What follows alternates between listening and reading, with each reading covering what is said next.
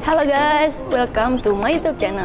Hari ini Nur bercerita mau ngobrol-ngobrol bareng sama Mas Sigit Lingga dari Yayasan Bung Karno.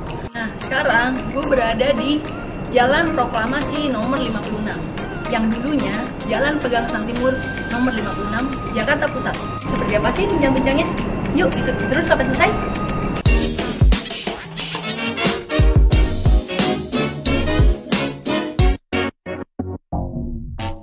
Halo guys, gue sekarang lagi berada di ruang sidang Panitia 9 di Yayasan Bung Karno yang ada di Gedung Pola. Kenapa sih disebut Gedung Pola? Tempat ini ya? Iya, tempat ini kenapa disebut Gedung Pola? Ini ceritanya, kita cerita nih ya. Jadi Gedung Pola ini ada di Jalan Pegangsaan Timur 56 yang dahulu adalah kediaman dari Insinyur Soekarno atau yang kita kenal dengan nama Bung Karno, Presiden pertama proklamator Republik Indonesia. Gedung ini sendiri dibangun tahun 61. Tapi kalau boleh sih kita ngobrolin cerita awalnya nih sebelum menjadi Gedung Pola, di mana Bung Karno dulu bertempat tinggal di Jalan Pegangsaan Timur 56. Kalau boleh saya ceritakan tuh, itu dimulai pada tahun 42, kira-kira di medio Juni tahun 1942. Jadi pada saat itu tuh Bung Karno, yang mungkin ada beberapa dari kita tahu tapi kebanyakan tidak tahu, sejak tahun 30 tuh Bung Karno dibuang oleh Belanda ke ND pertama, terus habis itu ke Bengkulu. ND itu kisaran tahun 32-33 sampai tahun 38. Setelah itu ke Bengkulu. Setelah itu dibuang lagi ke Bengkulu sebagai tahanan Belanda nih, pemerintah Belanda. Kenapa ditahan ya? Kita tahu lah ya, karena dia melakukan perlawanan terhadap pemerintahan kolonial Belanda. Nah, di tahun 42 itu ada cerita di mana tiba-tiba Jepang masuk ke Indonesia, mengalahkan Belanda. Tahun berapa itu ya? Itu tahun 42, di 42 itu. Nah, sehingga Bung Karno dan juga Bung Hatta dan para pemimpin lainnya yang juga ditahan di beberapa tempat itu dibebaskan, lalu dikumpulkan lagi di Jakarta. Jadi Bung Hatta tuh kalau nggak salah tuh dari Banda dia. Dia dibuang di Banda. Itu dikembalikan ke Jakarta sebelum Bung Karno hadir di Jakarta. Nah, Bung Karno sendiri itu melalui perjalanan yang cukup berat tuh, kalau nggak salah tuh di Bengkulu, setelah itu sempat ke Padang. Bengkulu itu di Sumatera Selatan. Tempatnya ya? Di mana? Bengkulu itu di Kota Bengkulu. Kota Bengkulu. Jadi di sana Bung Karno dibuang selama 4 tahun ya, dari 38 sampai 42. Nah itu di Kota Bengkulu itu dia tinggal di sebuah rumah bersama istrinya dan keluarganya. Nah, singkat cerita, dari begitu Jepang masuk, kemudian dari Bengkulu sempat ada perjalanan ke Padang. Dari Padang itu kemudian melanjutkan ke Palembang kalau nggak salah. Nah, dari Palembang tuh naik perahu kecil, dari Palembang menuju Jakarta, yaitu Pelabuhan Sunda Kelapa pada waktu itu. Iya. Itu memakan waktu kalau nggak salah 3 hari 2 malam. Ya, berhari-hari dengan perahu kecil. Ceritanya cukup ini juga, saya pernah baca di sebuah memoir ya. Bung Karno bercerita di buku Cindy Adams juga, dia bercerita bagaimana perjuangan antara hidup dan mati tuh, perjalanan dari Palembang menuju Jakarta ya. Ke Jakarta itu. Nah, tibalah perahu kecil yang ditumpangi beberapa orang itu di Sunda Kelapa. Pelabuhan Sunda Kelapa. Tepatnya bukan di Sunda Kelapa sebetulnya. Itu tepatnya di Pasar Ikan. Pasar Ikan ya. Jadi kayaknya ada berbeda tempat sedikit, tapi arealnya daerah-daerah situ lah ya. Jadi 42 masuk di Pasar Ikan, dijemput oleh Bung Hatta. Ada beberapa orang lagi, ada Anwari, ada beberapa tokoh lainnya yang menjemput Bung Karno untuk menuju rumah peristirahatan Belum ada nih, rumah ini belum ada, belum sampai ke Pegangsaan Timur. Kalau tidak salah yang saya baca itu rumah peristirahatan pertama yang didatangi itu adalah rumahnya Bung Hatta. Yang sekarang masih ada tuh di Jalan Diponegoro nomor 56. Ada sekitar beberapa hari di sana ya, atau beberapa minggu tuh. Kepastian berapa lamanya memang belum bisa dipastikan, harus kita teliti lagi. Tapi menjadi penting catatan itu. Lalu pemerintah bala tentara Jepang yang sudah mengumpulkan para pemimpin republik ini, calon-calon pemimpin republik ini, itu mengusahakan rumah untuk Bung Karno. Nah, rumah yang diberikan oleh Belanda itu adalah salah satu rumah yang ada di Jalan Diponegoro nomor 11. Pak Menur tahu kan? Seberang rumahnya Bude di Diponegoro. Itu nomor 11 tuh. Rumah itu hampir sama dengan rumah Bung Karno yang di Diponegoro nomor 56. Bentuk rumahnya hampir sama. Nah, ketika dia mendapatkan rumah itu, Bung Karno tuh ngomong sama bala tentara Jepang, saya lebih prefer rumah yang kecil tapi mempunyai halaman yang luas. Karena kenapa? Sebagai pemimpin, dia tahu bahwa dia harus menerima banyak orang datang ke tempatnya, harus menerima banyak rakyat yang datang ke tempatnya. Jadi dia membutuhkan lapangan yang luas itu, pekarangan yang luas. Nah, akhirnya diusahakanlah lagi sama bala tentara Jepang yang namanya itu pimpinannya Shimizu. Shimizu itu mencarikan rumah pengganti Diponegoro nomor 11 itu, ketemu rumah di Pegangsaan Timur 56. Jadi singkat cerita, Gedung Pola ini berada di tanah areal yang dahulu adalah kediaman dari Bung Karno. Itu Mbak Menur. Nah, ngomongin soal rumah Bung Karno nih, kan identik sama peristiwa proklamasi. Gimana sih ceritanya tuh, Mas Sigit? Oke. Proklamasi kemerdekaan Indonesia itu kita kenal terjadi pada tanggal 17 Agustus 45. Nah, kebetulan nih karena kita di Gedung Pola di Yayasan Bung Karno, foto-foto terkait peristiwa proklamasi itu ada di belakang kita. Wah, iya ya. Ini foto-foto langka yang baru ditemukan kira-kira 4 tahun yang lalu. Baru 4 tahun yang lalu? Ya, baru 4 tahun. Oleh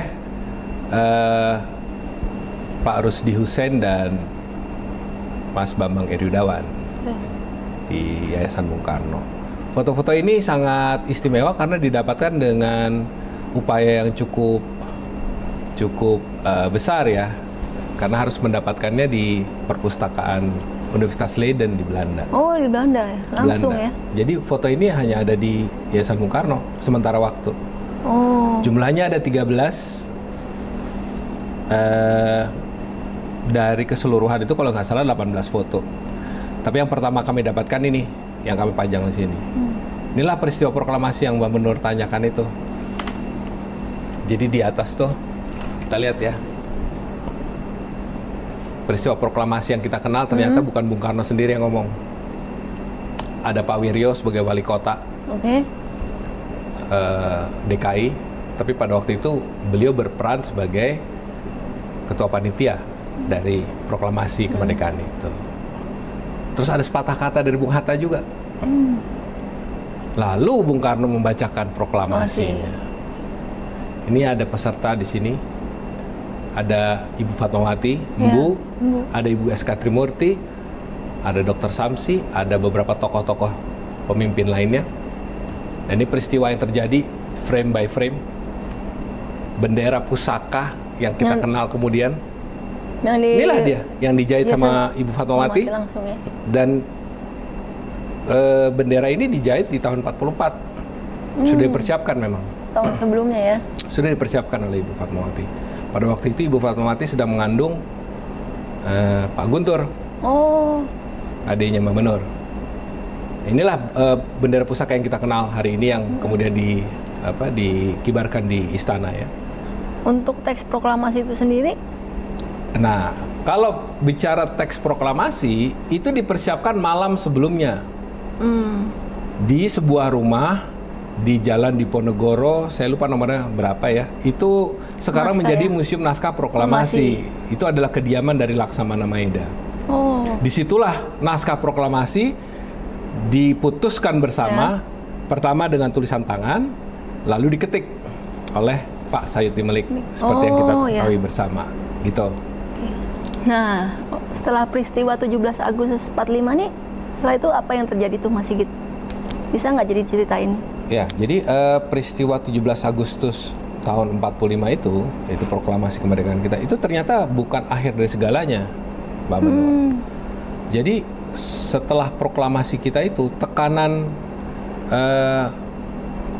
tentara sekutu, karena mereka kan, jadi ceritanya tuh setelah Jepang masuk tahun 42, kemudian terjadi perang Asia Pasifik, seperti kita ketahui, perang dunia kedua, sekutu itu masuk ke Indonesia untuk menguasai, karena ini Jepang kalah perang, akhirnya kalah Jepang waktu itu. Jadi sekutu masuk, di mana kita juga dengar bahwa pihak Belanda juga ikut membonceng kehadiran mereka ya. Mereka masuk lagi ke Jakarta, ke Indonesia. Mereka masuk dari Surabaya, lalu dari Pelabuhan Tanjung Priok juga. Nah, apa yang terjadi pada waktu itu? Yang pastinya merdekanya Indonesia tidak serta-merta menyelesaikan semua permasalahan ketika penjajahan Belanda berlangsung selama puluhan bahkan ratusan tahun. Yang terjadi setelah itu adalah pasti ketidakamanan. Keadaan status quo yang terjadi di kota Jakarta terutama menyebabkan pemerintahan Republik yang terbentuk itu terganggu jalannya. Jalan pemerintah terganggu karena mereka mencoba untuk menggagalkan proklamasi kemerdekaan ini. Pihak sekutu datang tidak serta-merta untuk mengamankan keadaan, tetapi ingat di belakangnya ada Belanda yang ingin kembali menguasai kita. Sehingga itulah makanya yang terjadi adalah ketidakamanan, dan itu terjadi adanya sabotase, adanya teror terhadap para pemimpin Republik, Bung Karno, Bung Hatta, Syahrir dan sebagainya. Sehingga kalau boleh diceritakan lagi, setelah peristiwa proklamasi ini, pemerintahan akhirnya karena tidak aman Jakarta, mereka harus pindah hijrah ke Yogyakarta. Oh gitu. Sejak tahun 46 sampai tahun 49, 4 tahun lamanya kita hijrah ke Yogyakarta. Jadi pemerintahan Republik yang baru itu pindah dari Jakarta, dari rumah ini ke Yogyakarta. Pindah ke Yogyakarta. Bertempat di Gedung Agung. Oh ya, istana ya. Istana Gedung Agung itu yang berdekatan dengan Keraton Yogyakarta. Gitu Mbak Benur. Nah, untuk proses pindahnya hijrahnya tuh gimana tuh? Republik ini ke Yogyakarta. Yogyakarta ya. Nah, itu peristiwanya tuh memang cukup mencekam ya. Seperti aku cerita tadi kan. Sekutu di mana-mana tuh. Sekutu di mana-mana, terus ada sabotase, ada upaya-upaya penyerangan teror dan sebagainya. Jadi bayangkan pada waktu itu diceritakan dalam bukunya Pak Mangil, salah satu pengawal Bung Karno pada awal Republik ya. Itu bercerita para pemimpin Republik seperti Bung Karno, Bung Hatta, keluarganya, istri dan anak-anaknya itu berangkat dari belakang rumah ini. Rumah Pegang Santi 56, kan ada rel kereta tuh. Iya. Mereka naik ke gerbong-gerbong itu, yang gerbong itu dipersiapkan oleh para laskar rakyat. Itu dengan cara ditarik tuh kereta tanpa lokomotif supaya nggak kedengaran sekutu. Itu menjelang gelap tuh, jadi sekitar maghrib mungkin ya. Ditarik ke belakang rumah. Dari belakang rumah Bung Karno, Bu Fatmawati, Bung Hatta, Ibu Rahmi itu naik beserta para pemimpin Republik lainnya. Belum semuanya sih, hanya kira-kira setengah dari pemimpin Republik itu ikut bersama di kereta itu. Kereta itu yang tadi ditarik ke belakang rumah itu berjalan secara perlahan tanpa lampu. Dan para penumpangnya itu tiarap, Mbak Benur, supaya nggak kelihatan penjagaan. Jadi seakan-akan kereta itu mau langsir, masuk depo di Manggarai. Berjalanlah kereta api senyap itu perlahan menuju Manggarai, terus ke keluar kota. Oh, jadi sangat mencekam. Di Jogja ya. Kalau itu kereta ditangkap sama tentara sekutu atau Belanda, selesailah Republik. Pasti akan terjadi sesuatu, penangkapan, dan mungkin juga terjadi selain penangkapan ada terjadi pembunuhan juga terhadap para pemimpin. Jadi itu peristiwa itu terjadi dengan sangat mencekam, dan itu sangat diingat oleh para pemimpin Republik dan ditulis dalam buku-buku mereka. Nah, setelah proses hijrah itu dipindah ke Jogja itu, jadi itu ketika kereta api melewati batas Cikampek, stasiun Cikampek, itu dinyatakan sebagai area netral. Itu bebas dari situ. Jadi sudah cukup tenang dan akhirnya bisa sampai di Yogyakarta di stasiun Tugu keesokan harinya pukul 6 pagi dan disambut oleh Raja Jogja bersama rakyatnya. Dari hari itu kalau nggak salah tanggal 3 berangkat, tanggal 4 Januari tahun 46 sampai di stasiun Tugu Yogyakarta. Mulai dari saat itu pemerintahan sah berjalan dari Yogyakarta, dari Istana Gedung Agung. Itu ceritanya. Pemerintahan Republik dari Yogyakarta itu mengawali dari satu masa yang disebut sebagai masa perang revolusi kemerdekaan. Jadi setelah proses proklamasi kemerdekaan, keadaan tidak aman, pindah Republik ke Yogyakarta, sampai di Yogyakarta dimulailah lagi itu masa perang revolusi di seluruh wilayah Nusantara pada waktu itu. Mungkin kita pernah dengar namanya agresi militer pertama, kedua, dan sebagainya. Jadi selama 4 tahun di Yogyakarta pun itu keadaan tidak aman, damai, tentram, sentosa, itu tetap genting gitu, karena dengan segala daya upaya Belanda ingin kembali menguasai Indonesia. Menjajah lagi. Dan target utama dari Belanda itu jelas untuk menangkap para pemimpin Republik. Sehingga dengan demikian proklamasi kemerdekaan Indonesia batal. Maksud Bung Karno juga ya? Ya, Bung Karno, Bung Hatta, dan para pemimpin lainnya mau ditangkap sama mereka. Dengan segala daya upaya. Dan itu terjadi seperti di tengah-tengah masa pemerintahan dari Yogyakarta itu terjadi agresi militer pertama, lalu agresi militer kedua di tahun 48, itu Bung Karno, Bung Hatta, Syahrir, semua para pemimpin Republik ditangkap oleh Belanda, dibuang ke Sumatera Utara, ke Tanah Karo, lalu ke Prapat. Nah, Bung Hatta sendiri sama kawan-kawannya, beberapa dari kawan-kawannya itu dibuang ke Pulau Bangka. Bangka. Nah, itu situasi yang sangat mencekam juga pada waktu itu, keadaan pada waktu itu serba tidak menentu. Yang kemudian dengan segala upaya perjuangan para pemimpin kita, Bung Karno dan kawan-kawannya, menempuh cara diplomasi, dan kita kenal dengan nama Konferensi Meja Bundar. Itu di tahun 48, setelah agresi militer Belanda yang kedua menguasai Yogyakarta. Jadi di Konferensi Meja Bundar itu di Belanda itu Bung Hatta yang mewakili pemerintah Republik mengupayakan diplomasi politik mereka dan berhasil memenangkannya dengan pengakuan kedaulatan oleh pemerintah Belanda terhadap kemerdekaan Indonesia. Itu terjadi di tahun 49. Nah, setelah itu kemudian pemerintahan kembali lagi ke Jakarta. Tapi Bung Karno kembali ke Jakarta, tidak kembali ke rumah, tapi tinggal di Istana Negara. Gitu kira-kira. Untuk kegiatan itu sendiri, apa sih yang dilakuin pas pada zaman itu? Di Gedung Pola? Di Gedung Pola. Jadi Gedung Pola itu sesuai namanya, di gedung ini dilakukan pameran-pameran atas semua perencanaan pembangunan kita. Jadi selama kurun waktu 61 sampai 67 itu dilakukan proyek-proyek strategis nasional yang jumlahnya tidak kurang dari 300-an. Kita tahu namanya Kompleks Gelora Bung Karno, lalu Jembatan Ampera, lalu ada lagi pembangunan pabrik Krakatau Steel, pembangunan waduk, pembangunan jalan Jagorawi, lalu persiapan kota Palangkaraya. Itu semuanya persiapannya dan pamerannya di Gedung Pola ini. Jadi ini sebetulnya gedung pameran. Seperti namanya, Gedung Pola Pembangunan Semesta Berencana.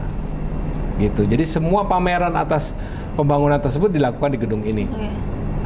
Nah, pameran itu bukan semata-mata pameran tentang pembangunannya, tapi prosesnya itu dilakukan dari sayembara. Jadi semua pembangunan itu disayembarakan kepada rakyat, siapapun boleh ikut.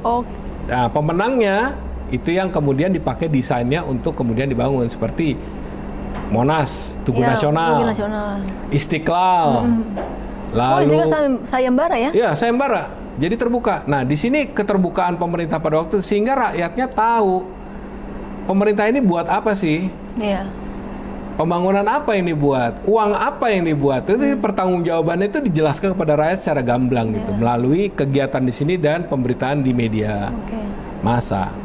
Jadi yang berbeda dengan hari ini, pemerintahan hari ini kan kita tiba-tiba tahu, wah ada jalan udah jadi di Papua, atau ada pembangunan apa di waduk di mana, atau seperti yang Presiden Jokowi lakukan ya. Kalau zaman dulu itu dipusatkan di tempat ini, dipamerkan, pertama sayembara dulu, diumumkan pemenangnya, lalu perencanaan setelah pemenangnya ditentukan, desainnya itu implementasikan dalam bentuk maket yang baru, yang terencana dan terukur sebelum mengalami proses berikutnya, itu tahap pembangunannya. Gitu. Nah, lengkap di sini semua. Mau nanya nih, untuk arsitek Gedung Pola ini, arsiteknya namanya Friedrich Silaban. Dia juga memenangkan sayembara. Gitu. Pembangunan desain Gedung Pola ini melalui sayembara juga. Jadi tidak ada yang dilakukan secara sepihak. Pemerintah memberikan kesempatan pada anak bangsa siapapun untuk turut serta di dalamnya. Yang membangun ya arsitekturnya ya. Nah, Friedrich Silaban seperti kita tahu, nama itu juga kita kenal sebagai salah satu arsitek atau arsitek yang membangun Istiqlal, Jakarta. Nah, Jakarta. Itu yang menarik. Jadi itu hasil dari sayembara ya. Gitu. Wah, kalau untuk sekarang dibuat sayembara, seru juga kali ya? Seru. Harusnya begitu, karena itu melibatkan jadi siapa banyak. Aja bisa ikut serta ya, untuk memberikan sumbangsihnya. Hal tersebut mestinya kita pelihara sampai sekarang ya. Kita harus melestarikannya itu. Karya anak bangsa bisa mewujudkan pembangunan di Indonesia ya. Gitu. Ya itulah tujuannya dibangunnya Gedung Pola ini. Sebagai gedung pameran untuk rakyat banyak, untuk rakyat Indonesia gitu. Nah, untuk Tugu Proklamasi itu sendiri cikal bakalnya itu Tugu di muka Gedung Pola ya. Ya ada Tugu Petir ya, Tugu Proklamasi. Tugu itu, nah jadi kan rumah dirobohkan oleh Bung Karno.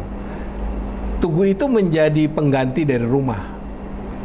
Tugu itu melambangkan titik di mana Bung Karno ketika peristiwa proklamasi beliau berdiri, itu didirikan tugu di atasnya. Jadi tugu itu berlambangkan petir. Itu ceritanya. Itu dibangun setelah Gedung Pola jadi bersamaan lah, kira-kira tahun 61-62 gitu. Walaupun pada waktu pembangunannya rumah masih ada, Mbak Menur. Masih ada ya? Masih ada, tapi kemudian dirobohkan. Lalu dibangunnya monumen itu ya.